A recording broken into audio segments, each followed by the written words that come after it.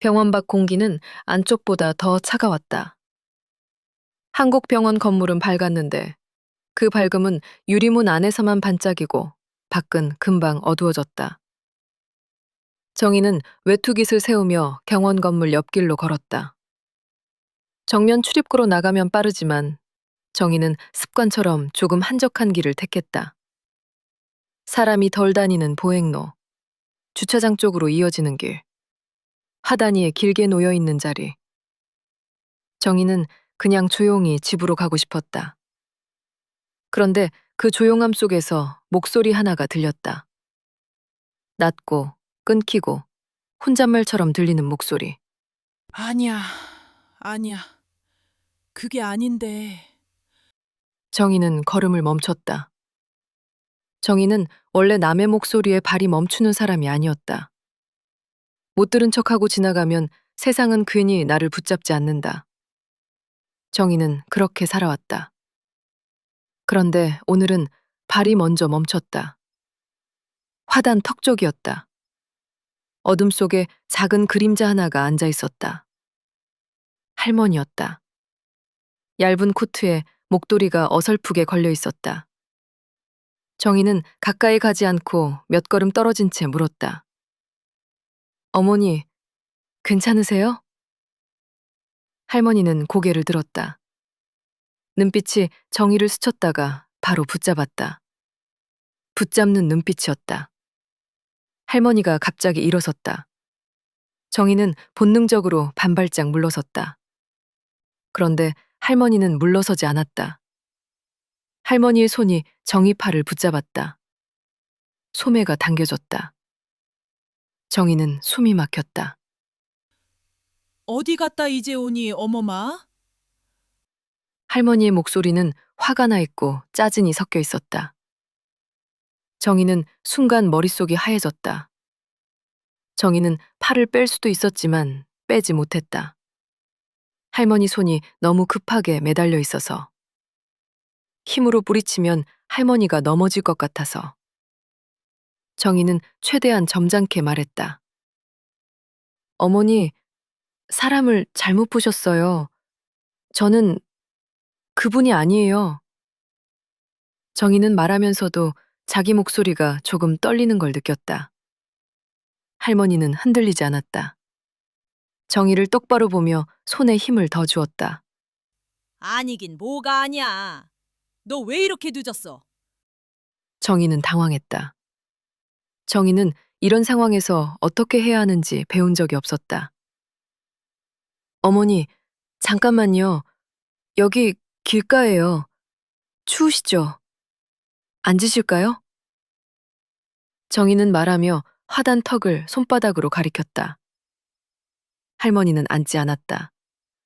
앉는 대신 정희 팔을 더 끌어당겼다. 정희는 팔을 잡힌 채로 몸을 낮췄다. 할머니가 넘어지지 않게 자기 무게중심을 낮춰야 했다. 정희는 그 순간 자기 마음이 순간적으로 두 갈래가 되는 걸 느꼈다. 한쪽은 왜 나야? 하고 억울해했고, 다른 한쪽은 다치면 안 돼 하고 붙잡고 있었다. 정희는 결국 두 번째 마음을 택했다. 어머니, 이러지 마세요. 팔 놓아주세요. 제가, 제가 도와드릴게요. 정희는 놓으세요 라고 말하지 못했다. 명령은 상대를 더 불안하게 만들 수 있으니까. 정희는 부탁했다. 하지만 할머니의 손은 풀리지 않았다. 정희는 주변을 둘러봤다. 병원 건물은 바로 옆인데 이 길은 한적했다. 멀리서 사람 몇이 지나가다가 이상한 낌새를 느꼈는지 걸음을 늦췄다. 정희는 그 사람들을 향해 목소리를 키웠다. 저기요! 병원에 도움 좀 요청해 주세요! 말이 입 밖으로 나오자 정희는 자기가 조금 창피했다. 하지만 창피함보다 할머니 손의 힘이 더 무서웠다. 사람 하나가 고개를 끄덕이고 병원 쪽으로 뛰어갔다. 정희는 그 짧은 순간에도 할머니를 놓치지 않으려 자기 팔에 힘을 주었다. 할머니는 계속 중얼거렸다. 너 또 그러면 안 돼. 집에 가자. 정희는 그 말이 무서웠다. 무섭다는 건 할머니가 무섭다는 뜻이 아니었다. 그 말 속의 불안이 너무 맨살로 드러나 있어서. 정희는 할머니를 달래듯 말했다. 네, 어머니. 집 가야죠. 근데 지금은 여기 앉으실까요? 정희는 다시 화단턱을 가리켰다. 그때 병원 쪽에서 발소리가 들렸다. 다급한 발소리. 사람들이 모여들기 시작했다. 두세 명이 멀찍이 서서 상황을 보았다. 정희는 그 시선들이 등에 꽂히는 걸 느꼈다. 정희는 이런 시선에 익숙하지 않았다. 정희는 속으로 말했다. 정희야, 침착해. 너는 지금 할머니가 다치지 않게만 하면 돼. 정희는 입술을 한번 깨물었다. 그리고 할머니에게 더 부드럽게 말했다. 어머니, 손 아프실 거예요. 조금만 풀어주시면. 말이 끝나기도 전에 할머니는 고개를 저었다. 안 돼. 너 또 가잖아. 안 돼. 정희는 그 한마디에 가슴이 내려앉았다. 할머니는 정희를 며느리로 착각했지만 그 말은 착각을 넘어서 버림받을까 두려운 사람의 말처럼 들렸다. 정희는 잠깐 자기 엄마를 떠올렸다. 그리고 스스로를 다그쳤다. 지금은 네 엄마 아니야. 지금은 이 할머니야. 다시 발소리. 이번엔 가까웠다. 어머니, 남자 목소리였다. 짧고 단호했다. 정희는 고개를 들었다. 남자가 두어 걸음 만에 다가왔다. 병원 유니폼 같은 차림. 정희는 그 얼굴을 보는 순간 숨이 한 번 걸렸다. 그 사람이었다. 정희가 공원에서 보던 사람. 분실물이 돌아가던 날 로비에서 눈이 마주쳤던 사람. 정희는 순간 왜 여기 있어? 라는 생각이 튀어나오려 했지만 그 생각을 삼켰다. 지금은 생각할 때가 아니었다. 남자는 할머니 앞에서 몸을 낮췄다.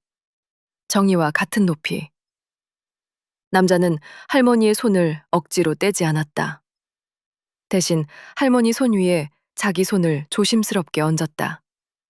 그리고 말투를 낮췄다. 어머니, 여기 앉으실게요. 추우시잖아요. 남자는 화단 턱을 가리켰다. 할머니의 눈이 남자를 향했다. 잠깐 정희 팔의 힘이 느슨해졌다. 남자는 그 틈을 놓치지 않고 할머니의 체중을 조금씩 화단 쪽으로 이동시켰다. 정희는 자기 팔에서 손이 떨어지는 순간 한꺼번에 숨이 터져나왔다. 정희는 숨을 쉬면서도 할머니가 넘어지지 않는지 끝까지 눈으로 확인했다. 할머니는 남자의 안내대로 화단 턱에 앉았다. 앉자마자 불안이 조금 줄어든 얼굴이었다.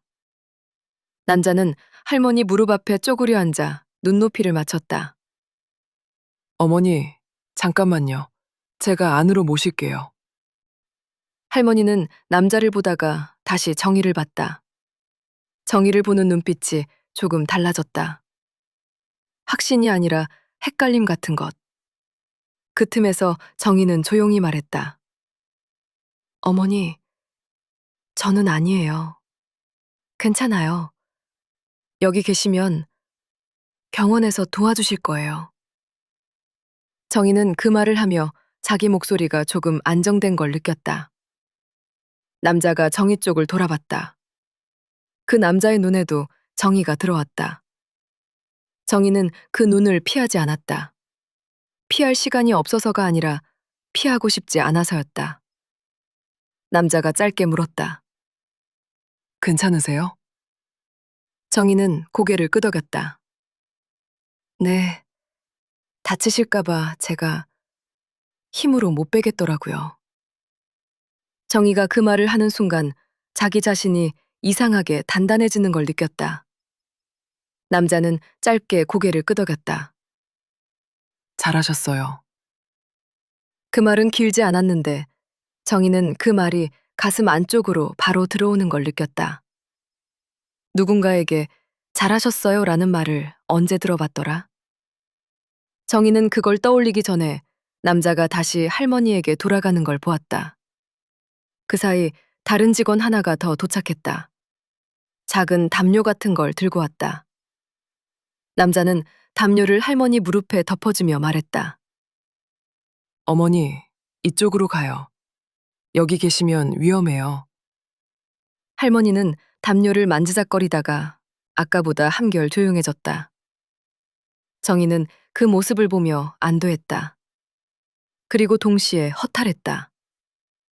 이런 일이 정희에게는 너무 큰 일이었는데 이 사람들에게는 아주 익숙한 일이었다. 익숙하다는 건 그만큼 많이 반복됐다는 뜻일지도 모른다. 남자와 직원은 할머니를 조심스럽게 부축했다. 할머니는 한 번 더 정의를 받지만 이제는 정의 팔을 붙잡지 않았다. 정의는 멀찍이 서서 그들이 병원 안쪽으로 들어가는 걸 보았다. 자동문이 열리고 그들 뒤로 닫혔다. 문이 닫히는 순간 정의는 자기 몸이 풀리는 걸 느꼈다. 정의는 손을 내려다봤다. 아까 붙잡힌 자리. 소매가 조금 구겨져 있었다. 정희는 그 구겨짐을 펴지 않았다. 그냥 두었다. 오늘은 그 흔적이 이상하게 싫지 않았다. 주변에 있던 사람들이 서서히 흩어졌다. 누군가는 다행이네요 하고 중얼거렸고 누군가는 아무 말 없이 지나갔다. 정희는 그 자리에서 한 번 더 숨을 내쉬었다. 숨이 길었다. 정희는 병원 쪽을 보았다. 유리문 안쪽은 밝았고 밖은 여전히 어두웠다. 정희는 오늘 그 경계를 2번이나 넘나든 셈이었다. 정희는 속으로 생각했다. 나는 오늘 선을 넘은 걸까? 정희는 곧바로 고쳤다.